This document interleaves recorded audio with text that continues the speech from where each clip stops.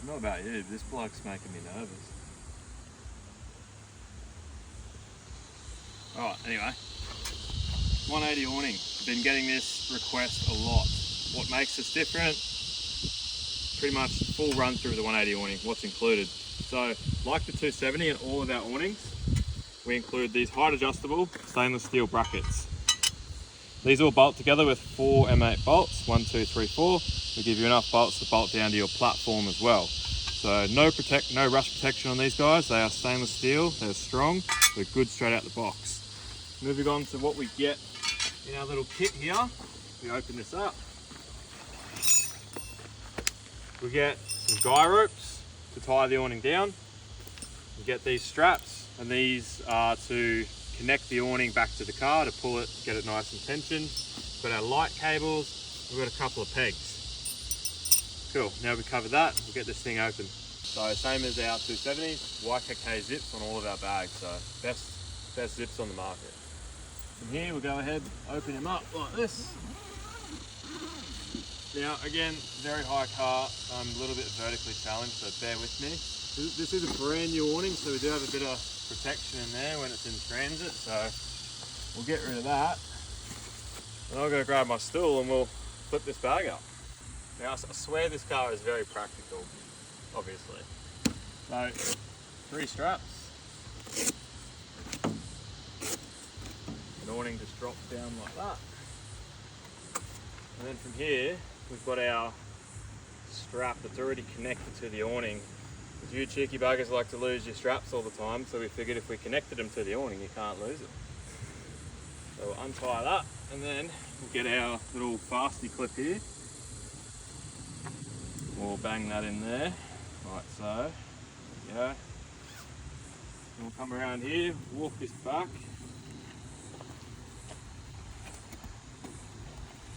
And what we want to do, we want to tie this back on like a level plane. We want it to be nice and level. We don't want to try and angle it down or anything like that. So I'll probably going to hook this up to my rooftop here, because once it opens I don't need that half of the latch, and then I'll get it all pulled tight and we'll show you the front section.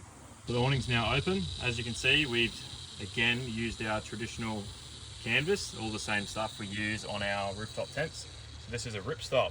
It's very important we have ripstop canvas on awnings. There's a lot of moving parts, and a lot of companies out there aren't using a ripstop.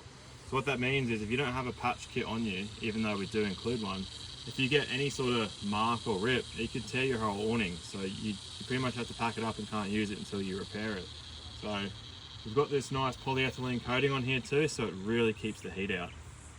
Same sort of deal as our 270, we've got the stainless steel hinge. Very important, we use stainless steel, we don't use aluminium. Aluminium can crack, we don't want that. We've got our internal frame welded to the backing plate, which means if your brackets aren't as far apart as possible, there's a chance that the awning could sort of twist like this, just with the backing plate. But with that internal frame that's actually welded there, you're not going to have that issue. Keeping on that subject, our bag is actually on a sail track. So what other places do, they do a backing plate, they do a bag, and then they do a frame, and they sandwich it together and then use rivets. It's okay, but what we've managed to do is weld the frame and then put this bag on a sail track. So if you ever wreck your zipper, wreck your bag, you can actually change the bag out super easy. Just got to undo a couple of bolts and it all slides out. The last thing you want to be doing on a trip is breaking out the drill to try and repair something like that. With ours here, you can repair the whole awning with a Phillips head screwdriver and a M8 spanner, so nice and easy. We do have the rain arms on here as well. We've got a little protection sleeve on here. So what that is, we pop that up, and all that does is get all the water that would have been back here off the awning. What we need to do as well is use this rain tie down gutter point. So if you're leaving it up overnight, we get those 2 rain arms up and tie it down the middle. So we got one here, and one at the front. So we give you enough ropes to do that, and that means you can leave it unattended all night if it's raining.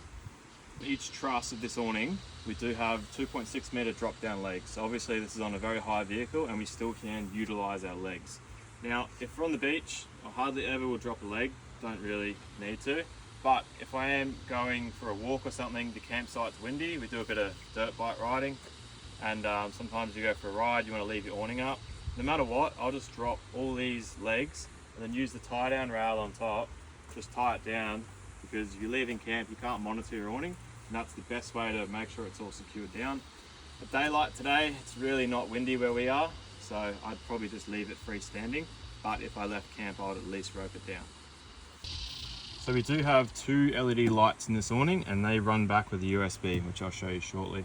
All our switch panels, Phillips head screws here, so if you ever do bust the button or something like that, like I said, you can repair the whole awning with a Phillips head and an M8 spanner, which is handy. All our lights, they're all, this bottom arm here is actually an extrusion. We don't do any cutting here because you don't get it factory without burrs if you cut it. So this is actually a separate extrusion to this one. And the important thing is there, everything's on plugs. So if you ever need a new LED light, we can just post it to you anywhere in the country. So you can see all our arms are actually on individual axes. Why that's important is because what most brands do, they'll actually put these two arms on one axis, so you'll have two bits of box section through here and then two through here. And all you can do, like when you connect this bit of box section back to this section here, you can only weld the sides. You can't get a welder in and weld the top. So it just creates a massive shearing point. Other places, they also make these out of cast alloy, which is no good. Like it's all got to be welded, not any slip joints or anything like that. So you can see we've got that big gusset in there, and then we weld them the whole way through, connected to our stainless hinge. And what it also means is when you step back and look at our awning, when you look up top and see all our photos, you see our awning actually sits level. So a lot of the ones with the split arms, you'll look at them from side on, they're actually on a 15-degree pitch, which is pretty annoying, especially when you're parked up against a hill. Your car will be, say, 2.1 meters here, 1.8 over here, so you can't walk under the thing because it's like that. So having individual arms means your awning actually sits level. So just something to look out for when you're comparing awnings. So LED lights, we do have two colors. We've got this warm sort of orangey color, and we've got white. We don't have full amber because what we found is we did amber in them and it's really hard to see underneath. Amber still attracts bugs. We've got amber in my canopy. Doesn't make a whole lot of difference. So what we did was mix the two colors. We got the perfect color between amber, between white, which is this warm. We get minimal bugs and a whole lot of light. If I open this canopy here, is this still camping? I'm not sure. We've got microwave, fridge, it's pretty fancy. I'm not sure if it's even camping at this point, but anyway. USB port. We do not want to do cigarette sockets because who the hell has a cigarette socket that's going to reach from their canopy? Not everyone. So you can, if you don't have all this fancy sort of 12 volt stuff, you can just put it into a power bank and it will run for freaking like all night.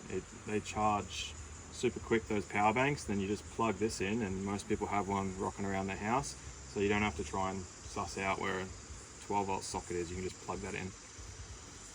So doing something a bit different today. Been asked a fair bit for run-throughs on all of our awnings. The run-throughs will be up on the website shortly.